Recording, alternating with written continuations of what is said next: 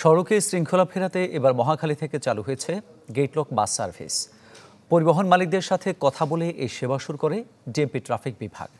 এখন থেকে মহাখালী থেকে বাস ছেড়ে কাকলী, কুর্মিটোলা, খিলক্ষেত ও আবদুল্লাপুর থেকে যাত্রী নিয়ে নিজ নিজ গন্তব্যে যাবে। এই রুটে নির্দিষ্ট বাস স্টপেজ ছাড়া আর যাত্রী ওঠানামা করা যাবে না। রাজধানী মহাখালী বাস স্ট্যান্ড এলাকা থেকে বিমানবন্দর সড়কে যানজটে ভোগেননি এমন নগরবাসী কমই আছেন। এই সড়কে যানজট নিরসনে অতীতে নানা উদ্যোগ নেওয়া হলেও এর সুফলের দেখা মেলেনি। এবার ডিএমপির ট্রাফিক বিভাগ নিয়েছে নতুন উদ্যোগ। মহাখালী থেকে কাকলী, কুর্মিটোলা, খিলক্ষেত হয়ে আবদুল্লাপুর পর্যন্ত সব যাত্রীবাহী বাস চলবে গেটলক পদ্ধতিতে। নির্দিষ্ট বাস স্টপেজ ছাড়া যাত্রী ওঠানামা করা যাবে না। আন্তনগর ও আন্তজেলা সব বাসকেই মানতে হবে এই সিদ্ধান্ত।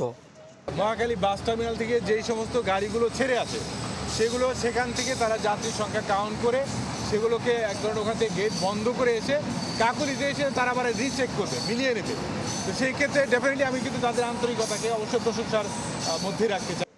পরিবহন মালিক শ্রমিকদের সাথে কথা বলে এই উদ্যোগ নিয়েছে ট্রাফিক বিভাগ। নতুন পদ্ধতির প্রথম দিন যাত্রীরা কিছুটা বিড়ম্বনার শিকার হলেও তাদের আশা, যদি সত্যিকার অর্থেই এই নিয়ম চলমান থাকে, কমবে যানজট, যাত্রী হয়রানি ও সড়ক দুর্ঘটনা। জায়গায় লোক উঠলে আমাদেরও তো সমস্যা হইতে পারে।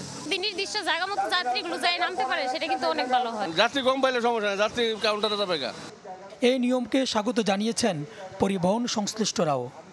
অতিরিক্ত ভাড়া নেওয়ার কোনো সুযোগ নাই।